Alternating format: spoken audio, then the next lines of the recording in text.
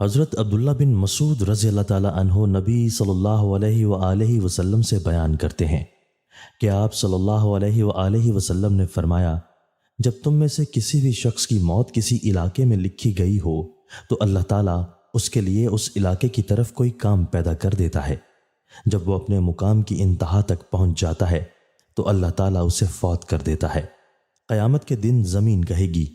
اے رب، یہ وہ بندہ ہے جو تو نے میرے پاس امانت رکھا تھا۔ حضرت انس رضی اللہ تعالیٰ عنہ کہتے ہیں کہ رسول اللہ صلی اللہ علیہ وآلہ وسلم نے فرمایا،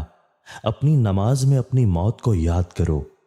کیونکہ جب آدمی اپنی نماز میں اپنی موت کو یاد کرتا ہے تو وہ بہتر انداز میں اپنی نماز ادا کرتا ہے، اور اس شخص کی طرح نماز پڑھو جسے یقین ہو کہ وہ اس کے علاوہ کوئی اور نماز ادا نہیں کر سکے گا، اور ہر اس معاملے سے بچو جس سے معذرت کرنا پڑے۔